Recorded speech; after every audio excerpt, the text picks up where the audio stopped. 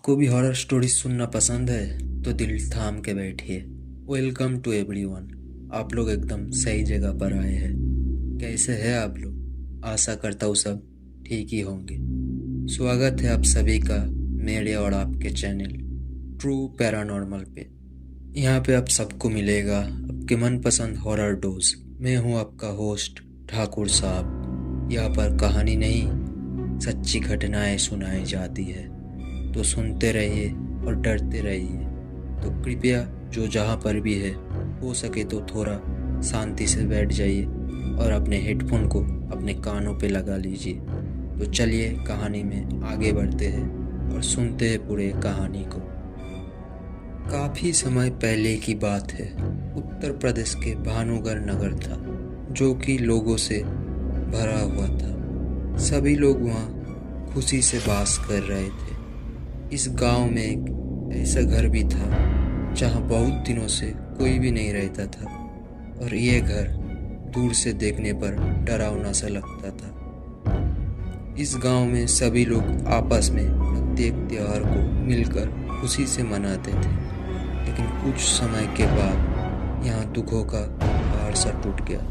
यहाँ खेतों में अन्न की पैदावार पहले की तरह नहीं होती थी, और इस गांव में रहने वाले लोगों के बच्चे धीरे धीरे करके गायब होने लगे, जिसकी उम्र 8 साल से कम थी। सभी लोग इस बात से बहुत डर गए थे कि उनके बच्चों को कौन ले जा रहा है। एक एक करके गांव के सारे बच्चे गायब होने लगे थे। रात को किसी की रोने की आवाज़ भी सुनाई देती थी गांव वालों को।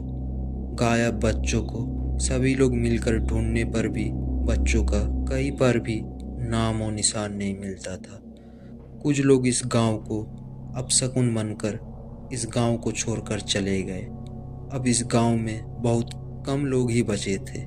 कुछ समय के बाद इस गांव में एक विवाहित जोड़ा रहने के लिए आया। उन्हें ये गांव देखने में बहुत अजीब लगा, क्योंकि उस गांव में बहुत कम लोग ही रहते थे, और इस गांव में रात के समय कोई भी अपने घर से बाहर नहीं निकलता था। उन्हें ये देखकर सबसे ज़्यादा आश्चर्य हुआ कि इस गांव में कोई भी बच्चा नहीं था। वो दोनों भी उसी गांव में रहने लगे, क्योंकि उनका घर भी उसी गांव में ही था।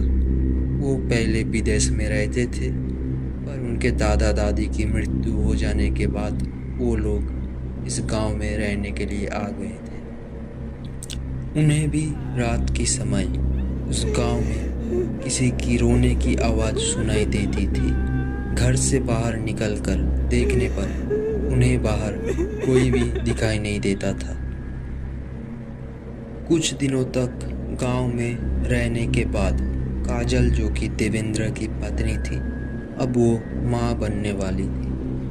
गांव के सभी लोगों ने उन दोनों से गांव छोड़कर चले जाने की बात करी, लेकिन उन दोनों ने गांव वालों की बात ना मानी। कुछ दिनों बाद काजल ने एक पुत्र का जन्म दिया, जिसका नाम सुमित रखा।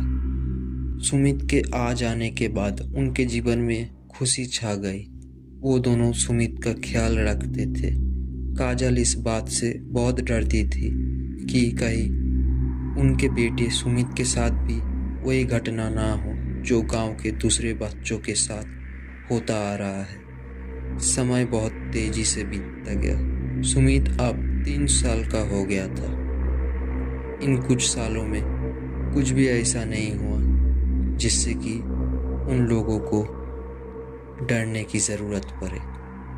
एक रात जब काजल और देवेंद्र सो रहे थे, सुमित ने बाहर किसी की परछाई देखा और बाहर निकल गया।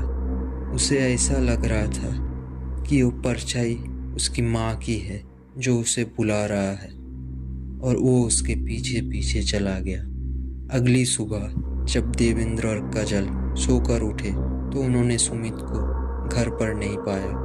दोनों ने सुमित को ढूंढना शुरू किया। देवेंद्र ने गांव के आसपास सुमित को ढूंढा, पर सुमित का कहीं कोई भी पता नहीं चला। उधर काजल गांव के लोगों से सुमित के बारे में पूछा, पर सुमित का कोई पता नहीं चला। गांव वालों ने कहा, हमारे माना करने के बाद भी तुम दोनों ने हमारी बात नहीं मानी, ये तो होना ही था। इसके बाद देवेंद्र उस गांव के सबसे बूढ़े व्यक्ति शिव प्रसाद जी के पास गया, जो एक बरगद के पेड़ के नीचे बैठकर ये सब बातें सुन रहे थे। शिव प्रसाद जी उस गांव के सबसे बूढ़े व्यक्ति होने के साथ साथ एक ज्योतिषी भी है। गांव के लोगों का इन पर बहुत विश्वास था। देवेंद्र ने शिव प्रसाद जी से गांव में जो हो रहा है इसके बारे में पूछा। शिव प्रसाद जी ने उसे बताया कि यह गांव पहले ऐसा नहीं था जैसे कि आज के समय में है। इस गांव में बहुत से लोग रहते थे। ये गांव बच्चों की किलकारियों से भरा हुआ था। बच्चों के जन्म पर इस गांव में उत्सव मनाया जाता था। सभी लोग सभी त्योहार को आपस में मिलकर मनाते थे। इसी गांव में मूलचंद्र और शतरूपा रहते थे। इनकी 3 संतानें थी, वीर, अर्जुन और यश। इनका परिवार बहुत ही सभ्य था, लेकिन इनके घर का आर्थिक दशा ठीक नहीं था। मूलचंद्र इसी गांव के जमींदार के यहाँ खेतों में काम करके अपने परिवार का पोषण करता था। इनका जीवन खुशी से बीत रहा था, लेकिन एक साल जब बरसात नहीं हुई और बरसात ना होने के कारण सूखा पड़ गया। सूखा पड़ने के कारण सारी फसल नष्ट हो गई। फसल नष्ट होने के कारण इस साल मूलचंद्र का काम भी बंद हो गया। अनाज की पैदावार भी इस साल नहीं हुई। काम बंद हो जाने के कारण मूलचंद्र के पास पैसा भी नहीं था जिससे कि वो अनाज खरीद सके। वो गांव के जमींदार के यहाँ अनाज मांगने गया, परंतु जमींदार ने अनाज देने से मना कर दिया। गांव के दूसरे लोगों ने भी मूलचंद्र को सहायता नहीं की। उसके घर में अन्न का एक भी दाना नहीं था। उसके बच्चों ने 2 दिनों से अन्न का एक भी दाना नहीं खाया था। भूखे होने के कारण उनकी मृत्यु हो गई। इसके बाद उन दोनों ने भी अपने प्राण त्याग दिया। तभी से इस गांव में 8 साल तक की उम्र वाले बच्चे गायब होने लगे। तभी से इस गांव की फसलों की पैदावार पहले की तरह नहीं होती है। सभी लोग ऐसा मानते हैं कि शतरूपा की आत्मा रात के समय अपने बच्चों से मिलने के लिए भटकती है और वो इन सभी बच्चों को अपना बच्चा समझकर उसे अपने साथ ले जाती है। देवेंद्र ने शिव प्रसाद जी से पूछा, इसका कोई उपाय है? तब शिव प्रसाद जी ने उसे बताया कि पूर्व की ओर 4 माइल दूर एक विशाल बगीचा मिलेगा। उस बगीचे में एक बरगद का पेड़ है। उसके नीचे चामुंडा ऋषि रहते हैं। वही है जो इसका हाल बता सकता है, जिनके पास समस्या का समाधान मिलेगा तुम्हें। देवेंद्र उनके पास गया और जो हुआ सब कुछ बता दिया। ऋषि ने कहा, उसे मुक्ति तभी मिलेगी जब अपने बच्चों को अपने हाथों से भोजन कराएगी। देवेंद्र ने कहा, इसके लिए हमें क्या करना होगा गुरुजी?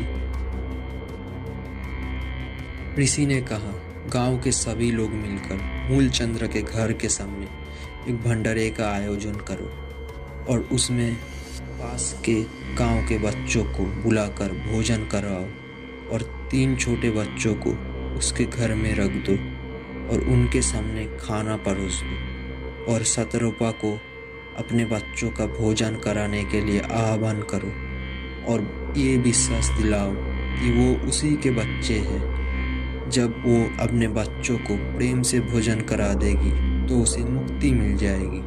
जब देवेंद्र ने ये सुना तो उसने ऋषि से कहा कि वो छोटे बच्चों को नुकसान पहुंचा देगी। तब ऋषि ने कहा, वो अपने बच्चों से बहुत प्यार करती है, वो उन बच्चों को हानि नहीं पहुंचाएगी। देवेंद्र और गांव के दूसरे लोगों ने वैसा ही किया जैसा ऋषि ने बोला। अंत में जब शतरूपा की आत्मा ने उन बच्चों को अपना बच्चा समझकर प्रेम के साथ भोजन करा दिया तो उसे मुक्ति मिल गई। और ठीक उसी दिन रात अचानक से गांव के जितने भी बच्चे गायब हुए थे सब वापस आ गए। तो दोस्तों, कैसी लगी आपको ये कहानी? आशा करता हूँ सबको अच्छी लगी होगी। मेरे से कुछ गलती हो गया हो तो प्लीज़ कमेंट सेक्शन में बता देना।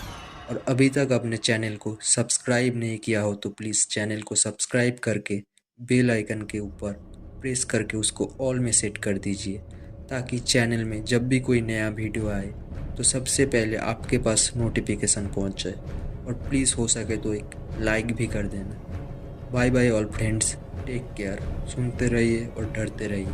True paranormal.